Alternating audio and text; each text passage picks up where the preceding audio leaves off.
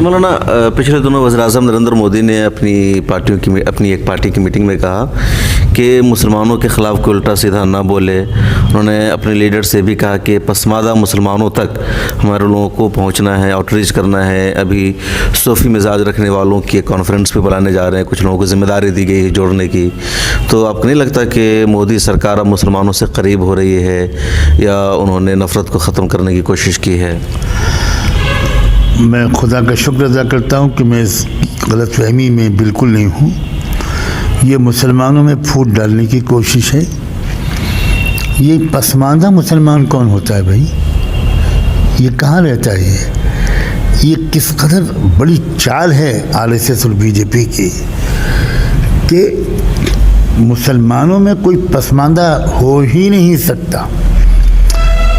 اگر مسلمانوں میں کوئی پسماندہ ہوتا, کوئی ذاتیں ہوتی جو بیکورڈ ہوتی, تو وہ پھر انڈیا ہی میں کیوں ہیں؟ وہ عرب ملکوں میں کیوں نہیں ہیں جہاں سے اسلام چلا؟ وہ ملیشیا میں کیوں نہیں ہیں؟ وہ کہیں دنیا میں نہیں پائی جاتی ہیں, مصر میں, عراق میں, ٹرکی میں. تو اس کا اسلام سے کوئی تعلق نہیں.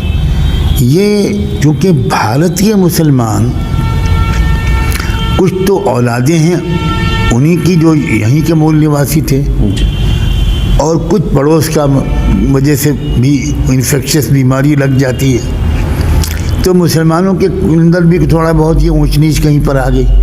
لیکن بہت فرق ہے دونوں میں. مسلمانوں کی اونچ نیچ کا اسلام سے کوئی تعلق نہیں. لیکن یہ تو بار بار کہا جاتا ہے کہ مسلمانوں میں اشراف ہے, مسلمانوں میں ارزال ہے. جیسے ادھر ذات پات ہے ویسا ہی مسلمانوں میں بھی ذات پات ہے, اور بڑے پیمانے پر اس تحریک کو چلایا جا رہا ہے. مسلمانوں میں آ گئی ہے پڑوس کے اثر سے, سنگت گڑ جسے کہتے ہیں. یہ پڑوس یہ ایک بیماری ہے, ایک جراثیم ہے جو لگ گئے, اور مسلمانوں کے اندر اس کے ریفارم کی تحریکیں بھی زبردست چلی. اب دیکھیے اس وقت ہمارے دو بہت بڑے ادارے, دارالعلوم دیوبند, اس کے جو محتمم ہیں وہ اسی برادری سے تعلق رکھتے ہیں جس کو لوگ ارزال کہتے ہیں, اور وہ بہت بڑے محترم علماء میں ہیں. بالکل. اور علمی مقام بھی ان کا بہت بلند ہے. اور ندوۃ العلماء پوری دنیا کا سب سے مشہور انڈین ادارہ, اس کے بھی جو محتمم ہیں میرے استاد, بہت عظیم عربی کے مصنف, رائٹر, ادیب مولانا ڈاکٹر سید الرحمان اعظمی, وہ بھی اسی برادری سے تعلق رکھتے ہیں. کون ان کو ارزال میں سمجھتا ہے؟ لاکھوں کے استاد ہیں وہ, ہزاروں کے نہیں. اور پوری عالم اسلام اور عالم عرب ان کی عظمت کو تسلیم کرتا ہے, ان کی تحریروں سے فائدہ اٹھاتا ہے. اور اسی طرح آپ مختلف اداروں میں دیکھ لیجیے, کوئی ہمارے یہاں تصور بھی نہیں آتا اس بات کا. یہ کچھ لوگوں نے اس کو لکھا ہے, اور وہی ایک طرح سے جو زمینی سچائی ان کو کہیں پر دکھائی پڑی, اس کو انہوں نے دور کرنے یا اصلاح کرنے کے لیے یہ بات لکھی, یا کسی مقصد سے لکھی. اسلام سے اس کا کوئی تعلق نہیں ہے, اور مسلمان جو اسلام کو سمجھتا ہے وہ بالکل اسے تسلیم نہیں کرتا. بالکل پوری برابری اور مساوات کا قائل ہے اسلام. تو دونوں کو برابر نہیں کہا جا سکتا. وہاں ایک مذہب کا سکہ ہے, مذہبی حکم ہے, یہ ماننا پڑے گا کہ کس کو مندر میں جانے دینا ہے, کس کو نہیں جانے دینا, نہیں جانے دینا. اگر یہ موہن بھاگوت صاحب اگر یہ بات فرما رہے ہیں, میرا خیال یہ ہے کہ وہ اب ایک حکم نامہ جاری کریں کہ ہر مندر میں سب جا سکیں گے, کسی کو کوئی روکا نہ جائے. اور اگر کہیں پر روکا جائے تو پھر اس کے خلاف ایک تحریک چلائی جائے RSS کی طرف سے, اس پجاری اور اس پنڈت کے خلاف. اب میں نے تو یہاں تک سنا ہے کہ ہمارے ملک کے راشٹرپتی کو بھی روک دیا گیا تھا. کہاں تک صحیح ہے خبر, یہ تو آپ لوگ جانیں. ہمارے ملک کے آنریبل پریزیڈنٹ سابق کووند صاحب, وہ ایک مندر میں جا رہے تھے اور ان کو روک دیا گیا. اور ایون فزیکلی سنا ہے, خدا کرے کہ یہ خبر غلط ہو, ان کو پش کیا گیا اور وہ نہیں جانے دیا گیا. اس وقت کہاں تھے ہمارے موہن بھاگوت صاحب؟ کیوں نہیں اس پر انہوں نے پروٹیسٹ کیا؟ اور RSS کے لوگوں نے کیوں گھراؤ نہیں کر لیا اس مندر کا؟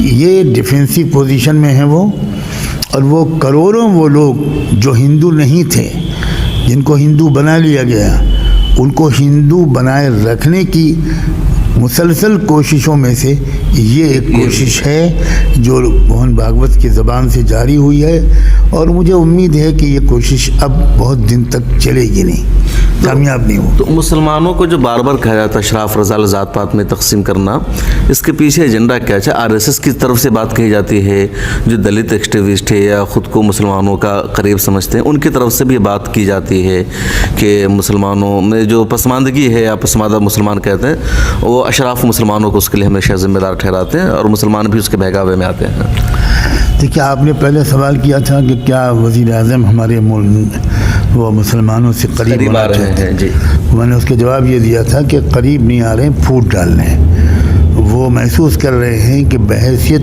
کمیونٹی مسلمان ان کے دھوکے میں نہیں آئیں گے، تو انہوں نے مسلمانوں میں سے کچھ لوگوں کو پسماندہ قرار دے کر اپنے سے قریب کرنے کی ایک چال چلی ہے۔ میں ان تمام لوگوں سے میں گزارش کرتا ہوں جن کو لوگ پسماندہ کہتے ہیں، اور پسماندہ مسلمانوں کا ایک بڑا اجلاس بھی سنا ہے کچھ دن پہلے ہوا، جی، تو میں ان حضرات سے گزارش کرتا ہوں، خدا کے لیے آپ مسلمان ہیں، آپ خیال تو کیجئے اس بات کا کہ آپ رحمت دو عالم صلی اللہ علیہ وآلہ وسلم کے امتی ہیں۔